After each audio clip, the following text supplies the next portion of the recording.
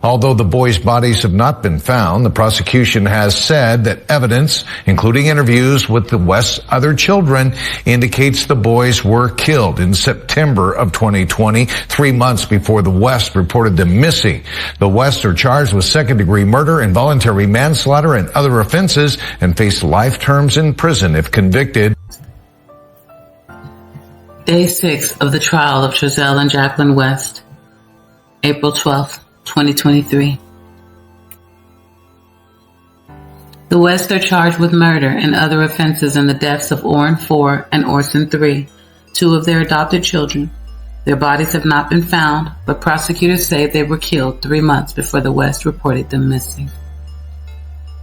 The West have pleaded not guilty, and defense counsel has said they have nothing to do with the boys' disappearance in December 2020. Maria Martinez, Jacqueline West's mother, is back on the stand. Prosecutor Eric Smith is playing an interview Martinez had with authorities on December 23, 2020, 2 days after the West reported the children missing. Martinez said Jacqueline West came to visit her after the West moved to California City. She said she didn't see the children and believed they were in the West van. Jacqueline West stayed with her a couple of hours, she said. Trezell came back later to load wooden planks. Martinez said she still didn't see the kids, and Trezell and Jacqueline left. Martinez in the video said Jacqueline told her the kids were with Trezell's mom.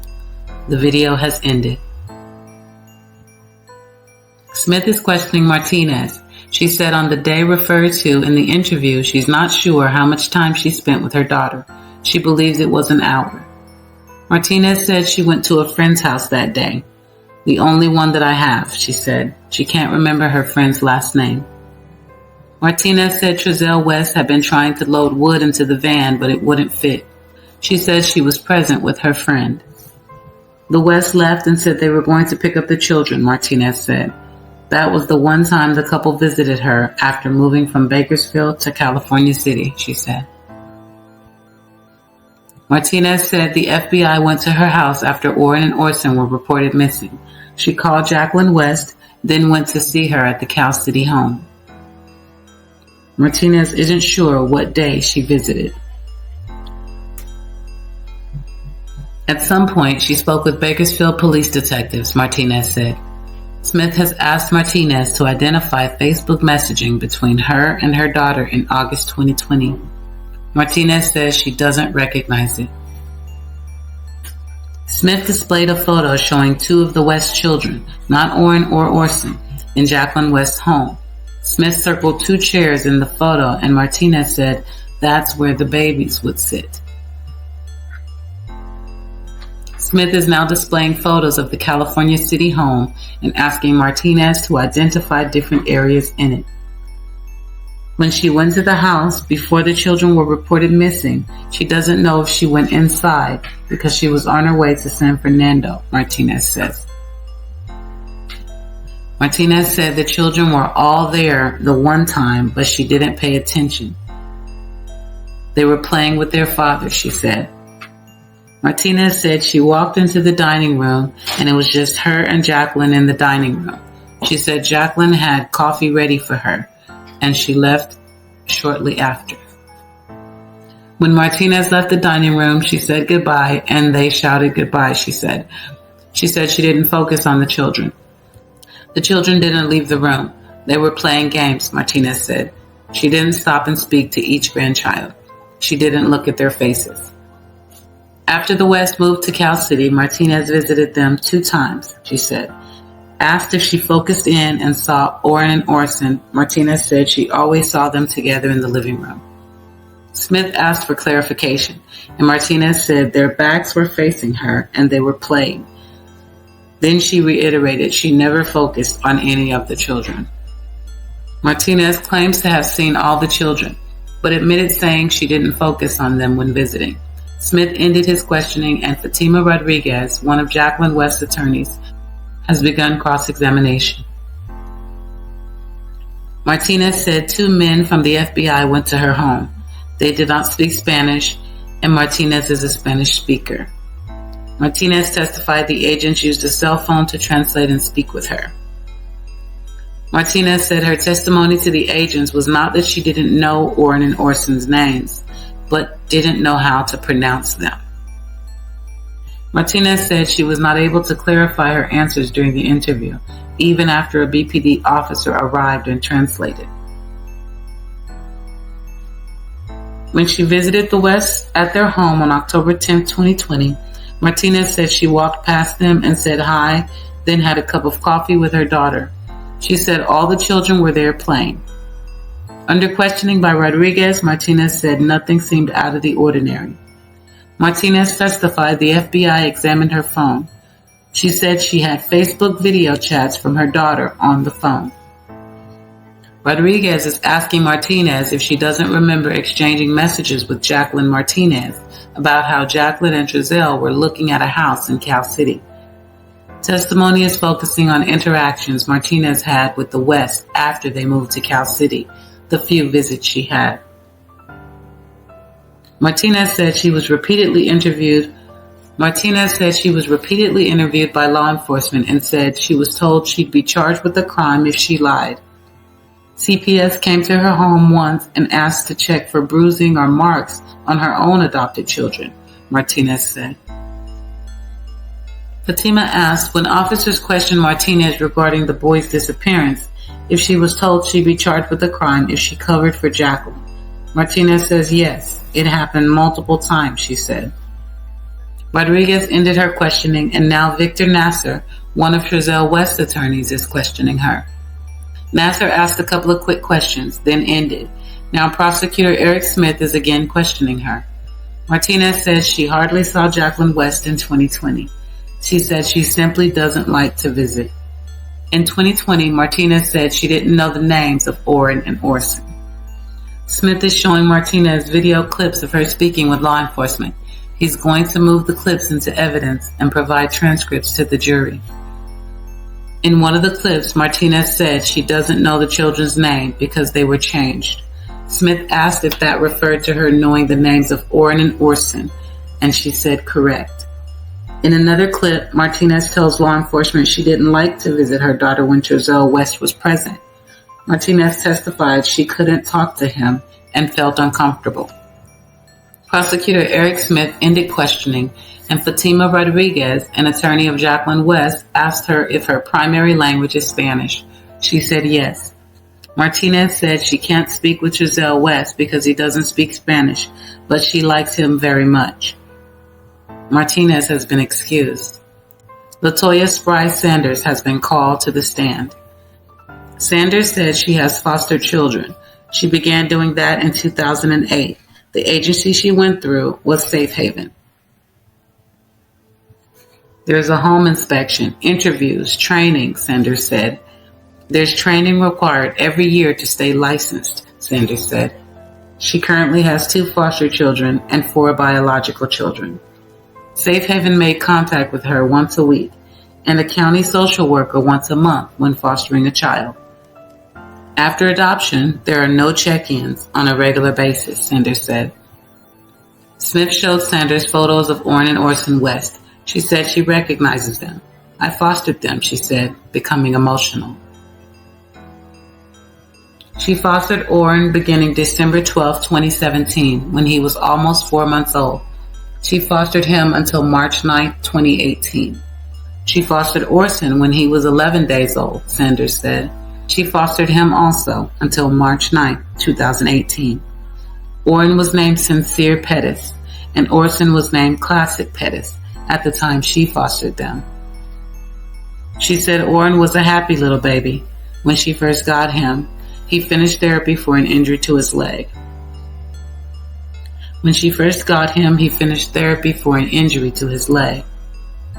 Sanders said she fostered Orrin a little over a year. There were 4 other children in the home. They were family. My children were accepting of him, Sanders said. The children loved him, Sanders said. He needed a little more care because of his injury, but I immediately bonded to him, she said. Orrin went to Harvey Hall School and learned ABCs, colors, shapes, she said. Asked if she ever separated Orrin from the other children, Sanders said never. Sanders said she also cared for Orson about a year. He was the baby, she said. Sanders is teary-eyed, her voice trembling at times as she testifies. Orson went to Harvey Hall for 4 to 5 months. How close was she to him? I was his mom, Sanders said. I have thousands of pictures of them, Sanders said, of Orrin and Orson. Every picture that you see out there is from me.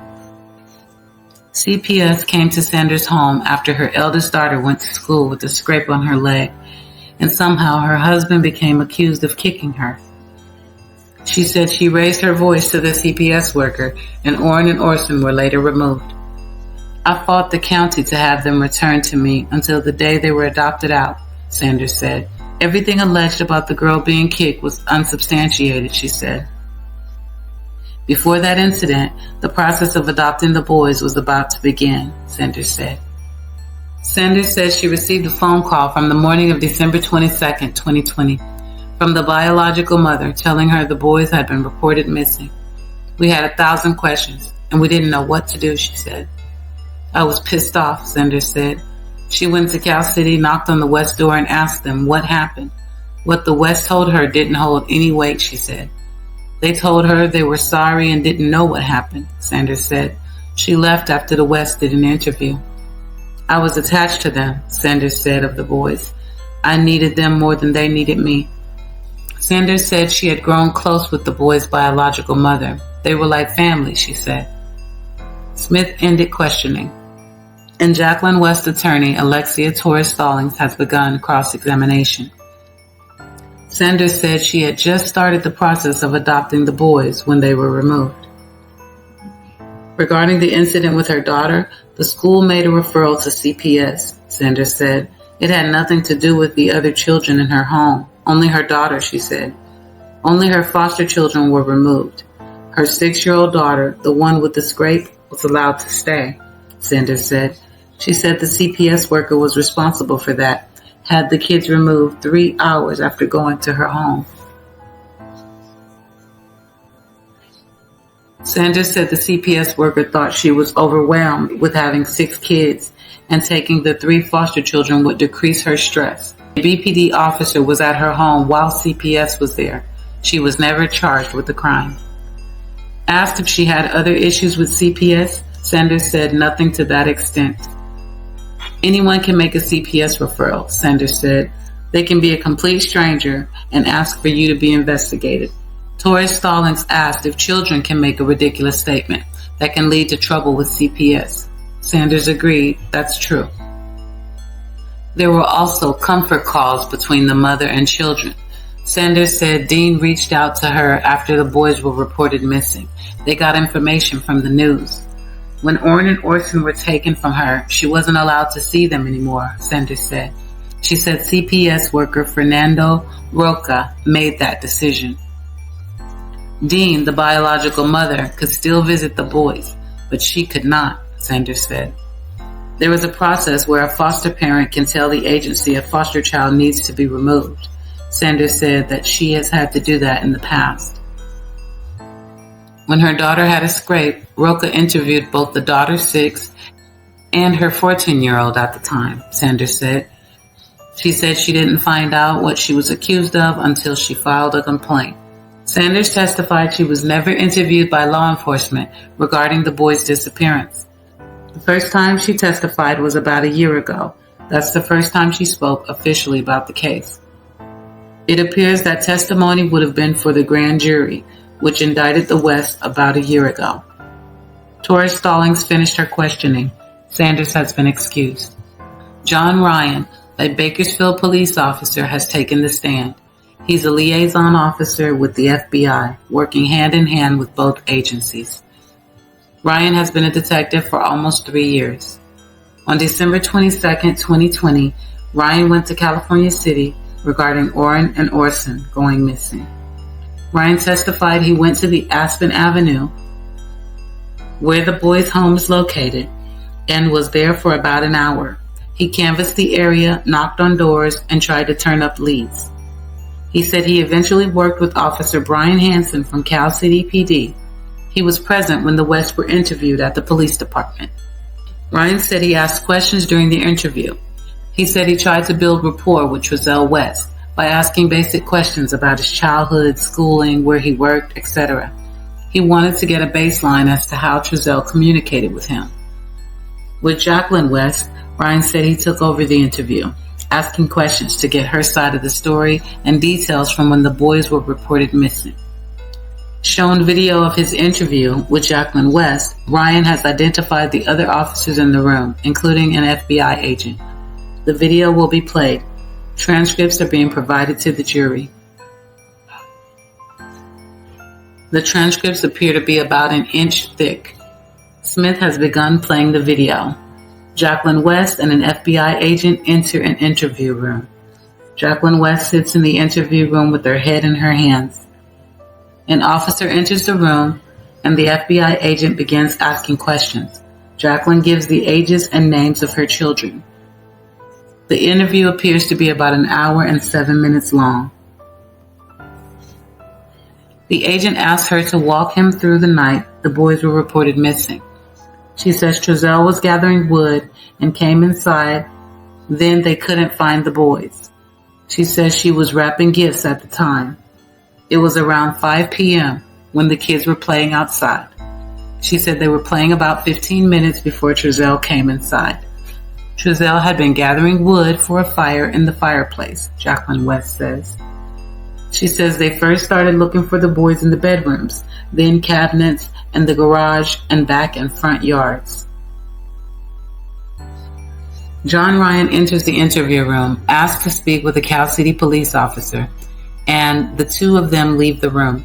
The FBI agent continues to question Jacqueline West. Jacqueline West says the kids are stubborn and gives a little chuckle. The FBI agent asked about favorite toys, TV shows. Jacqueline West speaks very quietly in the interview. It's hard to make out some of her responses. The boys are never let out in the front yard because there's no fence, Jacqueline says. The backyard is completely fenced in. Jacqueline West says the side gate in the backyard had been open because her husband was gathering wood. The other officer and Ryan came back into the room. The officer says she's not under arrest and is free to leave at any time she wants. Ryan then begins asking questions. Jacqueline West says the boys were adopted April 2019. She says she and her husband have fostered and adopted children before. Jacqueline West says all 4 of her adopted children were adopted on the same day. She tells Detective Ryan she also has 2 biological children. They're the oldest of her 6. Jacqueline West says her mom got her into foster care. Her mom got her into it. Jacqueline says she's moved around a lot, but is from LA. We wanted to get away from everybody, she says, of moving to Cal City. She heard an ad about Cal City being a good place to live to start your own business. They also didn't want contact with the boys' biological family. Life was great when they moved to Cal City in September 2020, Jacqueline says. Her husband was working on his music. She says they got $1,000 a month for each of their 4 adopted children. The children are homeschooled, then she cooks and cleans. It's always busy, Jacqueline says. Jacqueline says the other 4 children were dropped off at their grandmother's on Saturday. All the kids were with them when the 4 were dropped off, according to her interview. We don't ever really leave them, Jacqueline says of Orrin Orson. She says the grandmother hasn't seen the 2 youngest for a while. The grandmother in question is Trezell West's mother. As to her mother, Jacqueline West says she's not really involved. Jacqueline says she doesn't really talk to her brother, and her sister lives in Oregon. Jacqueline West says she didn't call her mother the night the boys went missing because she wouldn't be able to do anything and she didn't want to stress her out. Her mother sometimes video chats with the children, but not often, Jacqueline says. After dropping the 4 children off, they stopped at a gas station and went back to Cal City, Jacqueline says. She's attempting to explain which gas station they went to, but says she's not exactly sure where it is. She says Trezell knows streets better than her. Jacqueline provides more information about the gas station and says they went to McDonald's too. They paid in cash. Jacqueline says on Sunday they did the same thing they do almost every day. For her, it appears to be a lot of cooking and cleaning and hanging out. She says she talked to her sister that day. On Monday, she got up and started making coffee, fed the pets, started washing, made breakfast. She says her other children had called from Grandma's house but didn't talk with Orrin and Orson. She says those two don't like talking on the phone. At midday, she sketched, Jacqueline says. The kids were playing in the playroom, according to her interview. She says they don't take naps. Do you want to see them? Do you want your kids back? Detective Ryan asked as he prods Jacqueline to provide more details about what happened the night they were reported missing. She replies in the affirmative, is speaking calmly. Jacqueline talks about searching for the boys, the area she and Trezell went. I don't know, she says, when asked where she thinks they went. They don't go anywhere. The boys can't get through the fence when it's locked, but she says Trezell had left it open. Jacqueline says they believe the boys went out the gate. Ryan is pressing her on how long she searched, where she went, if she spoke with neighbors. Jacqueline says she looked everywhere in the house the children could be. She says after the police arrived, she and Trezell were told to stay in the house. She says she thinks someone has the boys in a house. Prosecutor Eric Smith has paused the video. Trezell and Jacqueline West are reading a transcript of the interview held by defense lawyer Victor Nasser. Ryan asked Jacqueline what she'll say to her other kids. She says she'll tell them Orrin and Orson are missing.